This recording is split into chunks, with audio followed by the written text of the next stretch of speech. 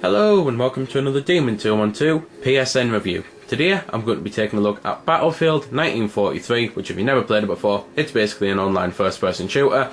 At the start you simply get quick match, you can join a match with your friends, create a private match. The helping options are the usual. You can change controls, but unfortunately you can't change all of the controls. You can pretty much choose like stick control and lefty control and stuff like that, but you can't change button placements, which I find incredibly annoying because I find the controls in the game terrible.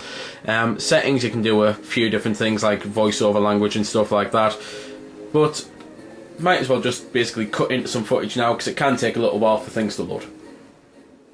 So this is basically what you're greeted to when you first join the match. You get the choice of what unit type you want. There is the rifleman, who is best at long range and anti-infantry. There is the infantry, who is best at anti-tank and short range. Then there's the scout, who's best at sniping and demolitions. So bit of a mixed bag there. There's only 3 of them, and it's the same for the Japanese or the Americans because there's only 2 factions on the game. Nothing changes, so it's pretty much one of them games where it's fair. The whole point is, in case you don't know, it's a proper online thing where you pretty much get 3 maps, although there is a 4th map coming. It's when you reach 43 million community kills and that, and they're supposed to be having a race between the Xbox and the PlayStation, I believe, which I honestly don't know why, as if that's honestly going to sort out some sort of fanboy war or something. But you get the 3 maps with the 4th on the way, and I don't know if there's going to be any DLC at some point. Hopefully there is, because I personally think 3 maps, even for the small asking price, is a bit of a letdown, and the 3 unit types as well.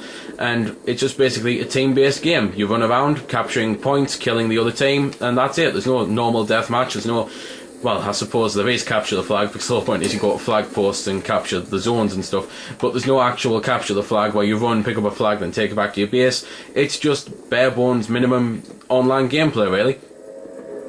But as well as running around shooting things, you can also get into some vehicles. You can first of all get into it's an anti-aircraft gun really, which I know isn't a vehicle, but it moves. It's got moving parts. I suppose it's technically a vehicle. You can get into boats, you can get into tanks, you can get into jeeps, you can get into airplanes. I'll do my best to show the airplanes off because that's pretty much the only interesting one out of the lot of them, because I usually find that airplanes are pretty much the only interesting one, because pretty much everyone knows how to make like jeeps and tanks work well, but it's very rare that anyone manages to make an airplane work well. However, I personally don't think that they have made the airplanes work well. You can fly around in them, fire machine guns and drop bombs and that, but I find the controls of them very awkward and fiddly, and you've got a very, very restricted vision when you're in them, which is a bit of a shame. But it's just one of them things though that I'll do my best to try and show it off, but being online, then it means that there's going to possibly be people shouting over the microphone that you might hear. There's going to be a load of parts of the game that I won't be able to show off because things might have been destroyed or taken,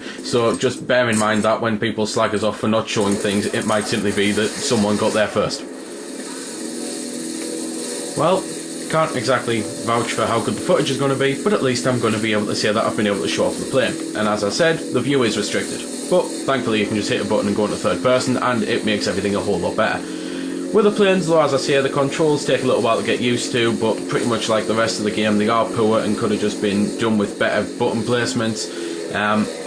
And yep, I did say it might be very good. I managed to crash. That's pretty much every time I've been into a plane now I've managed to suicide.